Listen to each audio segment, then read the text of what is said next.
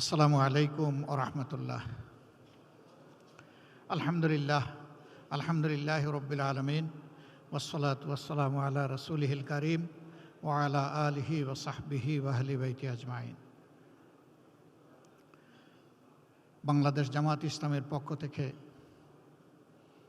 পবিত্র রমাদান আল কারিমে আয়োজিত আজকের ইফতার মাহফিলে উপস্থিত বাংলাদেশ সরকারের সম্মানিত প্রধানমন্ত্রী, বাংলাদেশ জাতীয়তাবাদী দলের সম্মানিত চেয়ারম্যান জনাব তারেক রহমান, উপস্থিত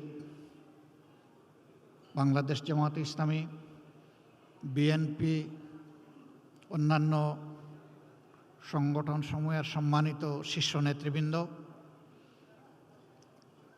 আজকের এই আয়োজনে আমাদের সাথে সামিল হয়েছেন সমাজের বিভিন্ন শ্রেণী পেশার শীর্ষস্থানীয় সম্মানিত নেতৃবৃন্দ এবং ব্যক্তিবর্গ,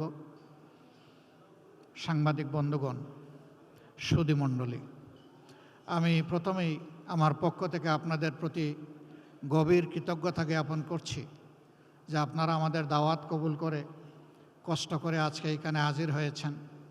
আল্লাহ তাআলা আপনাদের এই কষ্টের উত্তম জাযা আপনাদের সকলকে দান করুন। আজকের এই দিনটা আমাদের কাছে দুইটি দিক থেকে অত্যন্ত তাৎপর্যপূর্ণ।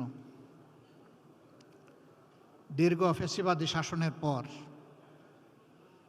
36 জুলাই যে গণবিপ্লব বাংলাদেশে সংগঠিত হয়েছিল, আমাদের তরুণ যুব সমাজের নেতৃত্বে, যাতে আমরা সকলেই দলমত নির্বিশেষে সামিল হয়েছিলাম, সেই দীর্ঘ প্রতীক্ষার পর এ মাসের 12 তারিখ নির্বাচন অনুষ্ঠিত হয়েছে। এ নির্বাচনের হাত ধরে ইতিমধ্যেই সংসদ গঠিত হয়েছে, সরকার গঠিত হয়েছে। এই সরকার এবং সংসদের কাছে জনগণের বিপুল প্রত্যাশা। আমার মনে হচ্ছে যে গত 18-19 বছর এমন একটি দিনের অপেক্ষায় সকলে ছিলেন। এরই প্রেক্ষাপটে আজকের ইফতার মাহফিল আমাদের কাছে ভিন্ন বার্তা এবং আবেদন নিয়ে হাজির হয়েছে। দ্বিতীয় আরেকটি কারণে এই দিনটি আমাদের কাছে অত্যন্ত গুরুত্বপূর্ণ। শুধু এদেশের মানুষ নয়, বিশ্বের কোটি কোটি মানুষের একজন নন্দিত ভালোবাসার মানুষ ছিলেন, কোরআনের ভাষ্যকার ছিলেন, বিশ্বনন্দিত মুফাসসিরে কোরআন ছিলেন আল্লামা দিলাওয়ার হোসেন সাঈদী। 2013 সালের এই দিনটি এই জাতির জন্য আমি মনে করি একটি কালো দিন ছিল। এই ধরনের কোরআনের একজন সেবককে, ভাষ্যকারকে সেদিন একটি পারভার্টেড কোর্ট তাকে মৃত্যুদণ্ডে দণ্ডিত করেছিল। তার প্রতিবাদে শুধু আমাদের দলীয় কর্মীরা নয়, সারা দেশের মানুষ বিক্ষোভে ফেটে পড়েছিল। মানুষের এই স্বতঃস্ফূর্ত প্রতিবাদকে দমন করার জন্য সরকার অস্ত্রের ভাষা খুঁজে নিয়েছিল এবং একদিনেই 70 জন মানুষকে খুন করেছিল। এরপরে এক সপ্তাহের ভিতরে সর্বমোট 164 জনকে খুন করা হয়েছিল। আমি জানি না বিশ্বের ইতিহাসে দ্বিতীয় এমন কোনো নজির আছে কিনা। আজকের এই দিনে আমি গভীর শ্রদ্ধার সাথে সেই মহান ব্যক্তিত্বকে স্মরণ করছি। মহান মওলায়ে আজিমের দরবারে দোয়া করছি, আল্লাহ যেন তার এই গোলামকে মর্যাদাবান শহীদের কাতারে সামিল করে নেন। আমাদের দুঃখ এখানে থেমে যায়নি। এ মানুষগুলোকে খুন করা হলো, তারপরে তাদের আপনজনের বিরুদ্ধেই আবার হত্যা মামলা টুকে দেওয়া হলো। সেই মামলায় অভিযুক্ত লোকেরা বিভিন্নভাবে নাজেহাল হয়েছেন, আবার অনেকের জীবন আদালতের আঙ্গিনা দেখার আগেই শেষ হয়ে গেছে, তাদের জীবন প্রদীপ নিভে গেছে। হাজার হাজার মানুষকে সেদিন গুলি করে আহত এবং পঙ্গু করা হয়েছে।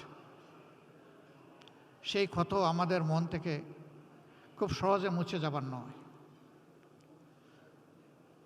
আল্লামা দিলওয়ার হোসেন সাঈদীর মতো করেই আরও বাকি সকলকেই দুইজন সাবেক আমির জনাব অধ্যাপক গোলাম আজম, হজরত মৌলানা মতিউর রহমান নিজামী, আমাদের সাবেক সেক্রেটারি জেনারেল আলী আহসান মোহাম্মদ মুজাহিদ, নির্বাহী পরিষদের সদস্য এবং ইস্টার্ন সেক্রেটারি জেনারেল জনাব কামারুজ্জামান, আব্দুল কাদের মোল্লা, মীর কাশেম আলী, একে একে তাদেরকে দুনিয়া থেকে বিদায় করা হয়েছে। আপনারা জানেন তার সংখ্যা 11। আমরা মহান রবের দরবারে দোয়া করি আল্লাহ তাআলা তাদের সকলকে মর্যাদাবান শহীদ হিসাবে কবুল করুন। আমরা কৃতজ্ঞ সেদিনকার বিরোধী দলীয় নেত্রী, তিনি বিদেশ সফরে ছিলেন। সিঙ্গাপুর থেকে ফিরে এসে তিনি এই অন্যায়ের হত্যাকাণ্ডের প্রতিবাদ করেছিলেন। আমরা তখন জেলে ছিলাম, আমরা জেল থেকে তা শুনেছি, দেখেছি। তিনি এটাকে গণহত্যা বলে আখ্যায়িত করেছিলেন এবং ফ্যাসিবাদের বিরুদ্ধে মুক্তিকামী মানুষের লড়াই বলে ওইটাকে তিনি অভিনন্দিত করেছিলেন।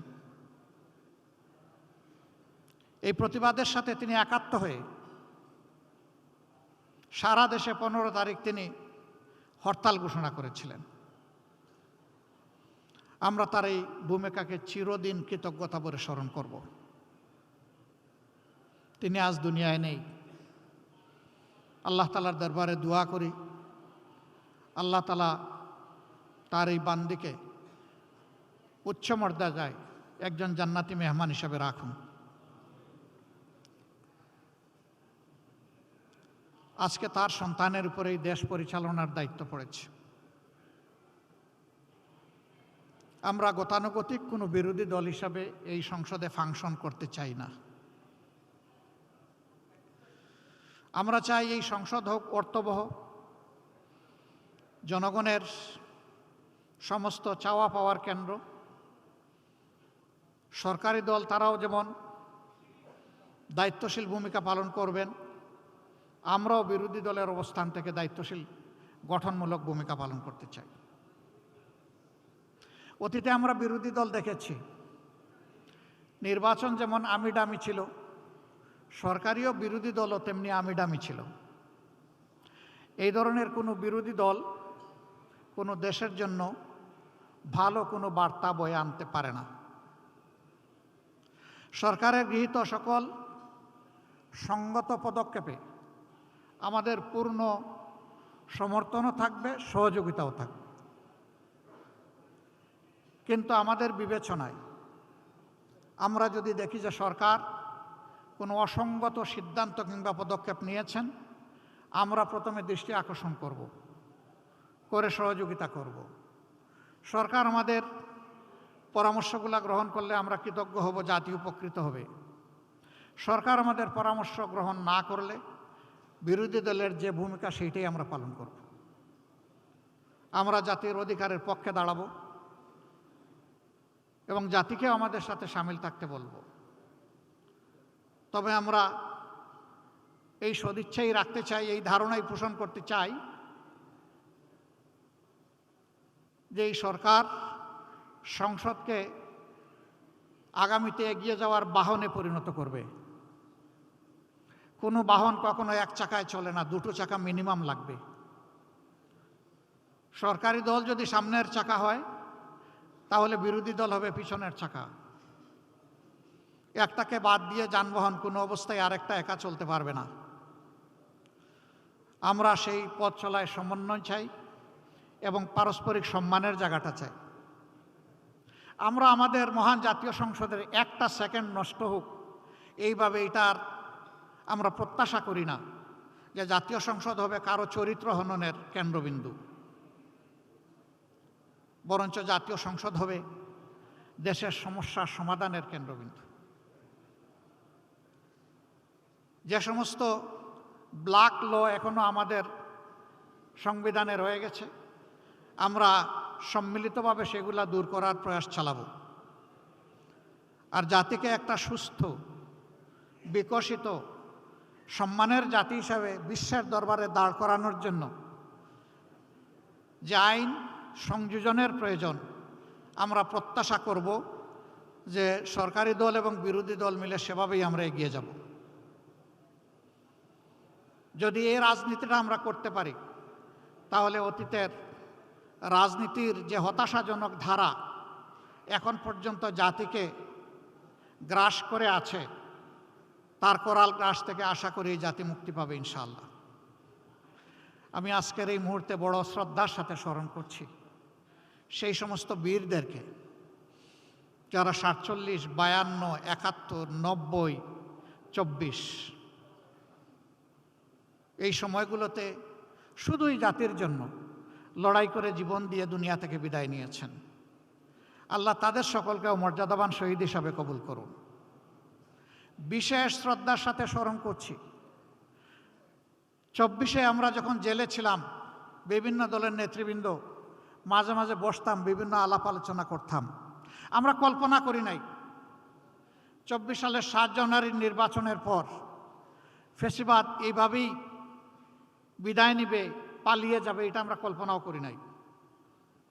কিন্তু এই অসাধ্যকে সাধন করেছে আমাদের শার্দুল সন্তানেরা, আমাদের সিংহ শাবকেরা, আমাদের জুলাই যোদ্ধারা। আমি তাদেরকে বিনম্র শ্রদ্ধা জানাই। যারা চলে গেছে, আল্লাহ তাদেরকে মর্যাদাবান শহীদ হিসাবে কবুল করুন। আহত পঙ্গু হয়ে যারা বেঁচে আছে, আল্লাহ তাদের বীরত্ব গাথা নিয়ে বেঁচে থাকার তৌফিক দান করুন। আমরা যেন চিরদিন তাদেরকে সম্মান এবং শ্রদ্ধার সাথে স্মরণ করতে পারি, আল্লাহ তৌফিক দান করুন। সম্মানিত সুধীমণ্ডলী, আজকের এই রমজান আমাদেরকে কি শিক্ষা দিচ্ছে? এ সিঙ্গেল লেসন আল্লাহ তাআলা আমাদের জন্য এই রমজানে পাঠিয়েছেন। মহান আল্লাহ তাআলার ভাষায়, ইয়া আইয়ুহাল্লাযীনা আমানু কুতিবা আলাইকুমুস সিয়ামু কামা কুতিবা আলাল্লাযীনা মিন ক্বাবলিকুম লাআল্লাকুম তাত্তাকুন। ও বিশ্বাসীরা, তোমাদের জন্য এই রমজান অবধারিত করা হয়েছে, উপহার দেওয়া হয়েছে। যেমনটি তোমাদের পূর্বে যারা এসেছিলেন নবী পয়গম্বর এবং তাদের সঙ্গী বিশ্বাসীদের জন্যে, তেমনটি তোমাদের জন্য এটা করা হলো। আশা করা যায় তোমরা তোমাদের চিন্তায়, কথায় এবং কাজে তোমাদের প্রভু আল্লাহ তাআলাকে তোমরা ভয় করবে। এই ভয় করার নীতি তোমরা অবলম্বন করে চলবে। যাদের অন্তরে আল্লাহর ভয় থাকে, আমরা বিশ্বাস করি আল্লাহর কসম, তাদের হাতে কখনো মানুষের আমানতের খেয়ানত হতে পারে না। তারা মানুষের আমানতের ব্যাপারে বড়ই সতর্ক সজাগ থাকেন। আল্লাহ তাআলা আমাদের সকলকে যেন আল্লাহ তাআলার সৃষ্টির সেই আমানতের পবিত্র হেফাজত করার তৌফিক আল্লাহ আমাদেরকে দান করেন। আপনাদের সকলকে আমি আরেকবার অন্তরের অন্তঃস্থল থেকে গভীর কৃতজ্ঞতা, ধন্যবাদ জানিয়ে এই রমজানের শিক্ষাকে বুকে ধারণ করার তৌফিক মহান মাবুদের দরবারে কামনা করে, যারা এখানে উপস্থিত হয়েছেন তাদের সকলের জীবনের সুস্থতা, দীর্ঘ হায়াত এবং জীবনের সফলতা কামনা করে আমার বক্তব্য এখানেই শেষ করছি।